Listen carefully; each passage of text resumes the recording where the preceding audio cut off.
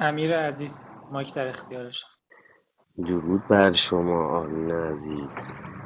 یکم بحث امشب باز بود که ما رو برد به مسیرهای مختلف جاهای مختلف. من واقعا باید یادداشت کرد چون انقدر پرش هست توی بحث ها. ببین در رابطه ما اینکه خب خیلی انتقاد ها راجع به اینکه فیزیک یا از اصلا بحث از کجا شروع شد، از تاثیر نگاه یا مثلا انرژی روی آب و غیره. مثل بحث ها هست که واقعا قشنگ و درست گفت پویا جان اون چند دقیقه قبل که خب من چون خیلی تلاش کردیم، خیلی از اینکه تحصیل کرده ها نمیتونم بپذیرن که خب بگیم همه چیز وجود داره و هیچ چیز وجود نداره.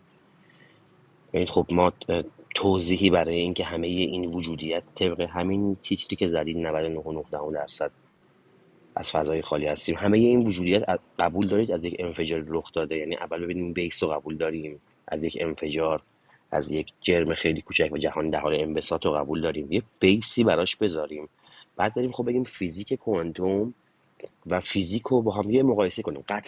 قطعاً خیلی از دوستانی هستن که تو حوزه فیزیک کوانتوم و فیزیک مطالعات گسترده‌ای دارن و شاید آن مقدار چیزی که برای ما سوال پیش میاد و بتونن به روش‌های مختلفی پاسخ بدن. بحث ما اون قسمت‌های خالی اون سوالاته، مثل همین فضاهای خالی که توی بدنمون وجود داره. ما الان قبول داریم که داریم حرکت میکنیم. من یه مثال ساده میزنم، حالا چون دیدم اینجا یه مقداری میشود تخیلی هم فکر کرد و منو ببخشید. من از دوستانی که خیلی با علم و مثلا جوایز دکتر رو نگاه میکنم، دکتر نقوی و دیگه دوستان، خب سخت صحبت کردن، نمیشه همینجوری بدون پایه وقتشون رو از بین برد. من یه مثال ساده میزنم، دارم میگم فرض بر این بگیریم که من یک آزمایش خیلی ساده تر از آزمایشی که قبل از این که دوستان جلوش میگفت بهتون بگم. فرض بگیم یک ظرف شیشه ای، اینو فکر کنید یک فیلم تخیلی دارید نگاه میکنید یا به عنوان یک کلیپ تصویر سازی کنید. این ظرف شیشه ای از فاصله 1 متر 2 متری ول میکنم میخوره زمین. یه تیکه از این شیشه ها رو وقتی 1 ثانیه حرکت میکنه فیلم برداری میکنم، ماکرو فیلم رو 1 میلیون ثانیه کند بکنم برای شما، یعنی برابر با تقریبا 11 و نیم روز، 271 ساعت 2 ساعت، حالا محاسبه دقیقش 271 ساعت. این 1 ثانیه از زندگی این یک تیکه شیشه ای که از این ظرف شکسته شده شما فرض بر این بگیرید که من ضبط کردم و با این مقدار 11 و نیم روز توی یک اتاق میذارم. دکتر نقوی عزیزم میذارم داخل اتاق، براش پلی میکنم، میگم 11 و نیم روز رو نگاه بکن، ذره از روش اگه رد شد مسیرش رو دنبال بکن تو حالت ماکرو دقیق، ببین اصلا چه مسیری رو طی کرده، گرد و غبارش چک کن و غیره. حالا اینو میتونم با سرعت 2x پلی بکنم، ضرب در 2، توی اتاق کناری آرمین جان رو بذارم داخلش، بگم آرمین جان شما این فیلم رو نگاه بکن. چون سرعت انقدر کنده، درک کند زمان باعث شده ما انسان ها توی نیم ثانیه قبل کهکشانی که به وجود اومدیم و نیم ثانیه بعدی که از بین میریم این همه دستاورد داشته باشیم به عنوان یک گونه. آیا میتونم بپرسم که آرمین جان شما تونستید که آینده یعنی فردا اگه شما رو بیارن بیرون، روز اول هر کدومتون بیارن بیرون، شما در واقع روز دوم دکتر رو دیدید؟ قابل مشاهده است. ما میایم صحبت از این میکنیم که نور ستاره ای 12 میلیارد سال نوری پیش به ما رسیده و ما چیزی نگاه داریم میکنیم در 12 میلیون سال پیش، میلیارد سال پیش. بعد اینا برای من سواله، برای من علامت سوال میشه. خب اگر ما قرار بخوریم به آندرومدا اون موقع آینده میشه، پس ما اصلا اگر ماشین زمان هم بسازیم دوست داریم با آینده حرکت بکنیم؟ خب آینده که تمام میشه. بعد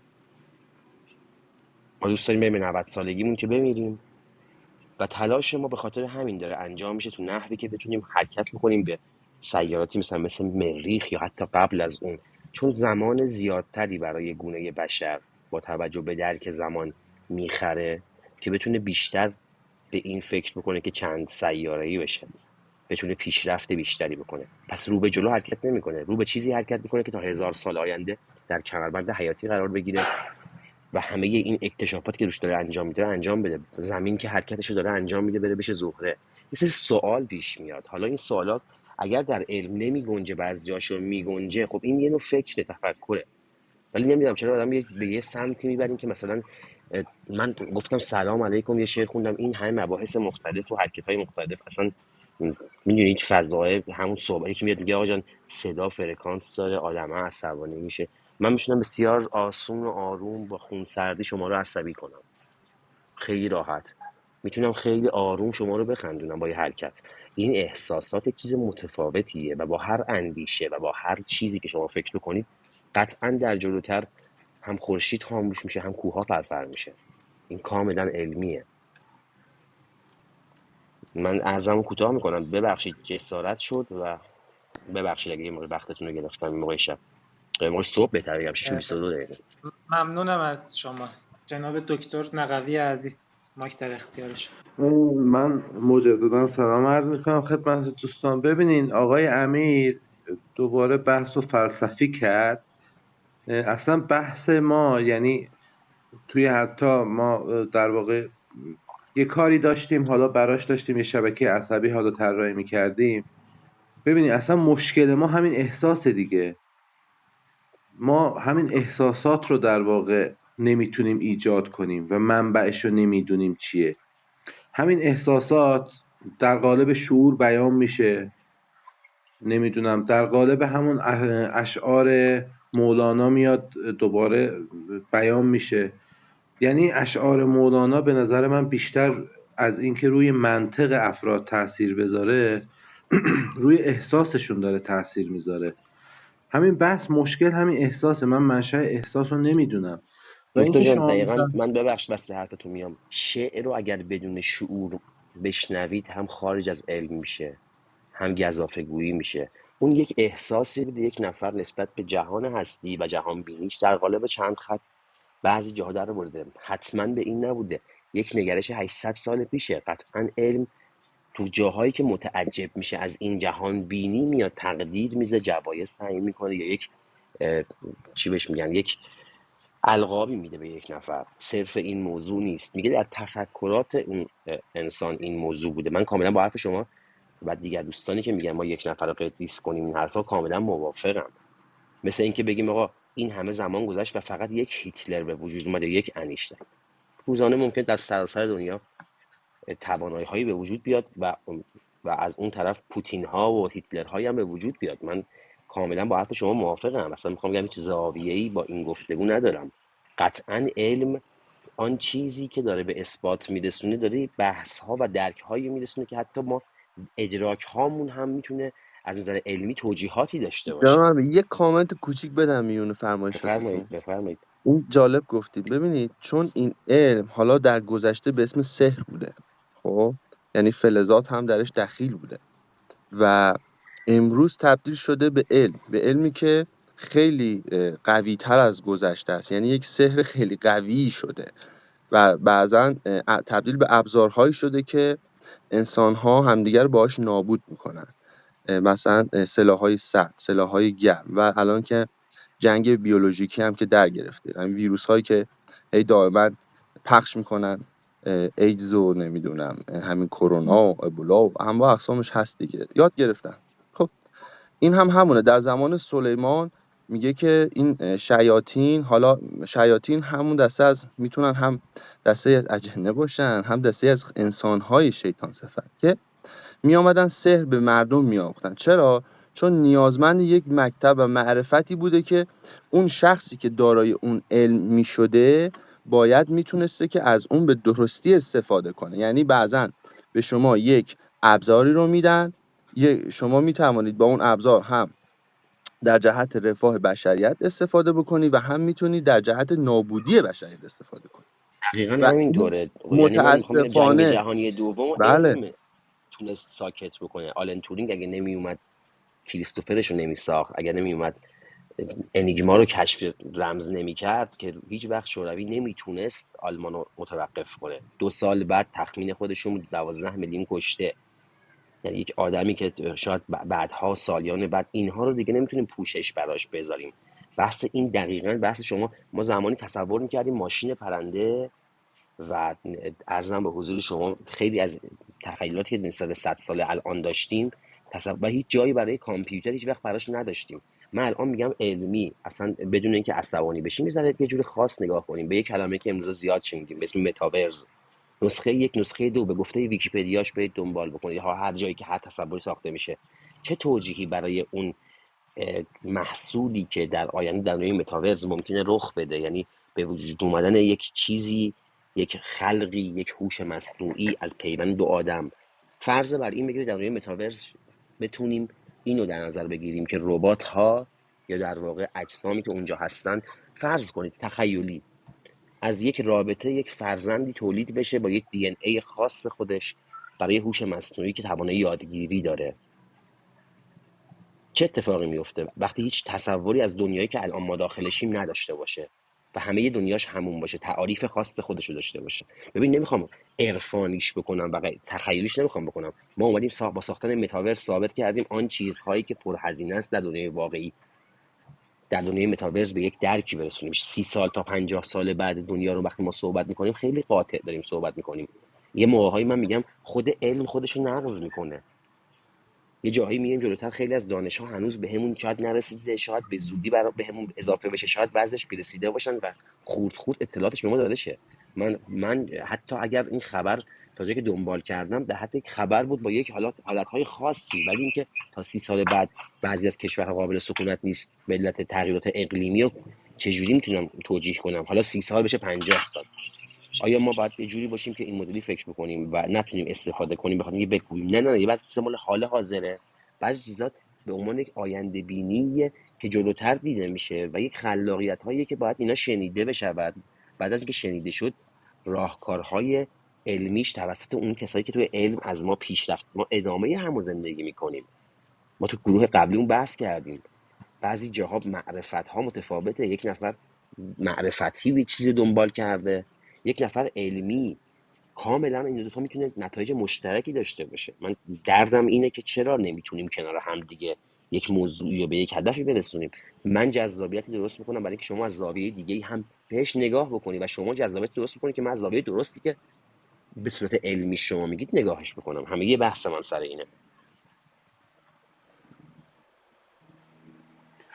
ببینید حالا فکر کنم جناب داوود حرفشون تمام نشده بود. جناب داوود بفهم. ببینین آقای امیر، بحث که شما میفرمایید آره میشه بهش فکر کرد. مثلا یه مثال میزنم، نمیدونم حالا کدوم شاعری خیلی قبل گفته دل هر ذره را که بشکافی آفتابیش در میان بین. خب الان این آقایون عارف میان میگن خب عرفا یا شاعرها پیش بینی کردن که انرژی هسته‌ای وجود داشته که تو اگه اینو بشکافی خب انرژی نمیدونم تولید میشه، نور تولید میشه. اصلا یه چیزایی رو شاید اصلا مد نظر شاعر اون نبوده، اومدن چسبوندن به این علمی که مثلا نوظهوره. یا مثلا شما در مورد متافیزیک اینو میگم، شما 800 سال 700 سال قبل این کیمیاگرها که این همه شیمی رو در واقع پیش بردن، هدفشون این بوده که مصر یا سرب رو به طلا تبدیل کنن. خب اون موقع اگر کسی این کار رو میکرد یک در واقع کار خارق العاده بود، ولی الان به سادگی الان دارن سرب رو تبدیل به طلا میکنن در راکتور تهران. خب این اصلا دلیل نمیشه که، میدونی من میگم در واقع متافیزیکی که در این گروه داره الان در موردش بحث میشه یا همون خارق العاده بودن، من میگم علم روزی بهش دست پیدا میکنه و اینکه علم الان توانایی نداره دلیل نمیشه که یک شاخه جدیدی به نام متافیزیک ما بیایم بحث کنیم در موردش. من میگم آره علم ناقصه، ولی قطعاً اگر ادامه پیدا کنه، اگر ما احساس نیاز کنیم بهش دست پیدا خواهیم کرد. حرف من اینه. کاملا زیبا گفتین. چهره حاطف اصفهانی بود و حالا این چقدر قشنگ. من میگم موضوع چیز دیگه است. تو شما کاملا درست میگی. یه روز یه جوکی هست میگه که یه روز یه نفر زنگ میزنه به سیرک، میگه آقا شما من یه اسبم زنگ زدم بهتون درخواست کار دارم. و طرف میگه خب من اسب دارم، میگه شما چه ویژگی داری؟ میگه دارم صحبت میکنم. ببین بحث همینه. ببین شما یک علمی به یک نتیجه رسیدید. آیا 800 سال قبل توصیف یک رابطه عاشقانه با این جمله زیبا بوده؟ آیا 800 سال قبل توصیف کهکشان‌ها هیچ چیزی ثابت و برجایی نیست؟ جمله در تغییر سیر سرمدی است. ذره‌ها از ذره‌ها پیوسته شد بار دیگه هم. این شعر مثلا میخواد کجای کاره؟ ببین بحث اینه. اون معرفت دقیقا پیدا کردن علم در لابلای کلمات ساده‌ایه که زمانهای گذشته یک نفر بهش فکر کرده. من گفتم همینه، صحبتم همینه، نگرشم همینه. آیا اون چیزها رو بعدها باید تو همین گفتگوها کشف کرد و رسید بهش؟ همین موضوعه که ما در فارسی زبانها دور هم دیگه میخوایم حرف بزنیم. شما دقیقا من چرا هی چندین بار مدحتون رو گفتم؟ مدحتون رو به خاطر این نگفتم که وای، نگاه کردم گفتم خب به عنوان یک نخبه‌ای که در جمع قرار گرفته قطعا از من امیر بیشتر خواندید، بیشتر میدانید و علمی‌تر دنبال کردید و این خودش بدون اینکه بخواد آدم بگه باید بپذیره این موضوع رو. و من باید تلاش بکنم گفتگویی با شما آغاز بکنم. شاید سوالات من، خیلی از نگرش‌های ذهنی من به راحتی با یک جواب شما در یک کتاب حل باشه. شما کتاب‌های بیشتری مطالعه کردین و علم بیشتری دنبال کردین و بعضن میاد و اینها میرسه به یه ادراکی و یک چیزی کشف میکنید، به یک مسیر جلوتری میرید. خب این باعث میشه که مثلا یه سیارک به نامتون بزنم بگم فیروز نادری، یک به خاطر خدماتی که ارائه داده. ببین ما بحثمون اینه که این فیزیک و این که شما میگید علم کامل میشه، دقیقاً بحث اینه که الان بشر برای بقا متوجه شده در جنگ‌های مختلف، حتی همین رفتن به فضاش، که میتونه پیشرفته تر بشه، میتونه قدم بذاره. مگه چند سال قدم گذاشته به فضا که حالا این همه نگرشش عوض شده به کره زمین، این همه اتفاقات عجیب و غریب میفته. اصلا از کجا پیدا شد، از کجا پیدایشش از کجا آمد، چه اومده به سوالاتی که از قدیم پیدا شده دونه بدونه از نظر علمی برخورد کنه. میاد میگه آقا اگر این دو تا سیارک به هم دیگه 1 اینچ به هم دیگه اختلاف نمیدادن، یعنی انحراف مسیر نمیدادن، اصلا آیا شاید الان دایناسورها زندگی میکردن روی کره زمین، اصلا انسانی به وجود نمیومد. ببین این همه از علم داره پاسخ خیلی از سوالاتو میده، پاسخ خشکشدن بین نهرین رو به شما میده، پاسخ این که در آینده قراره چه اتفاقاتی بیفته رو به اون میده. به خاطر این تصاویری که داره به کمک همین تلسکوپ جیمز وبش به دست میخواد بیاره، به کمک نمیدونم فناوری های دیگه ای که داره استفاده میکنه، به کمک این همه داره چه کار میکنه، متاورس رو برای چی داره میسازه. من سوالم فقط همینه، علامت سوال من همینجاست که قبول داریم که یک بخش هایی هست که حالا چون توجیهی براش نیست به اسم متافیزیک داره طرح میشه، ولی پر از قوانین فیزیک داخل این متافیزیک ها و شاید بعضش تغییر و تفسیر غلط از همین موضوع فیزیک باشه. نباید دوستانی که توی زمینه علمی قدرتمندتر هستن اینو بیان در مقابلش گارد بگیرن. اتفاقا دانایان باید بیان از این مطالب نکته ها و نظراتی در بیارن. شاید مفید بود. مگه جولانو برانو چی پیدا کرد؟ حالا شاید تلفظ اسمش من همیشه نمیتونم خوب بگم، کی بود، چی پیدا کرد. من فقط بحثم همینه که ما باید یه ذره تعاملمون رو بیشتر کنیم و از همدیگه یاد بگیریم. همونجوری که من از شما و این امشب و این جمع بسیار چیزهای متنوعی یاد گرفتم و کمک کرد به اینکه بتونم بیشتر صبوری کنم و از طرفی هم بیشتر شنونده باشم. انقدر جذاب بود این بحث. من خسته نباشید همین الان بگم به آرمین جان و بقیه دوستان، واقعا جذاب بود که تا این ساعت کنار هم دیگه نشستیم و من انقدر خودم به شخصه بابت مقدار کلام هایی که واقعا بیهوده بود از شما عذرخواهی میکنم. امیدوارم مقدار کمی جان کلام و اون حسی که در درونم باشه رو بتونم به شما انتقال بدم. باز هم ممنون که صبوری کردید. مرسی امین سپاس جان. از شما. امین جان بفرمایید من جناب چیزی بگم. من فقط در راسته امین جان، در راسته فرمایشاتی که کردید جناب داوود که فرمود، ببینید مثلا یه کسی مثل من حمید رضای بی سواد، حالا مثلا فیوریت هم مثلا عرفانه، یا حالا این شعر رو حالا مثال دارم میگم، به خودم دارم واقعا میگم، و بیا مثلا حالا این شعر رو حالا مثلا یه کلیتی استنباط داشته باشم، مثلا طبق این نظریه علمی بیام حالا مثلا این رو تطابق بدم، اما واقعا شما یکم تفاسیرهای مثلا معرفتی عرفان رو مثلا بررسی میکنی، هنوز نگرشش خیلی بالاتر از این منطقه است. امیر جان اگه اشتباه میکنم بفهمید بگید من اشتباه میکنم، حالا نه، ممکنه کاملا هم شاید مسیر رو خیلی بالاتر از حالا هنوز یافته های مثلا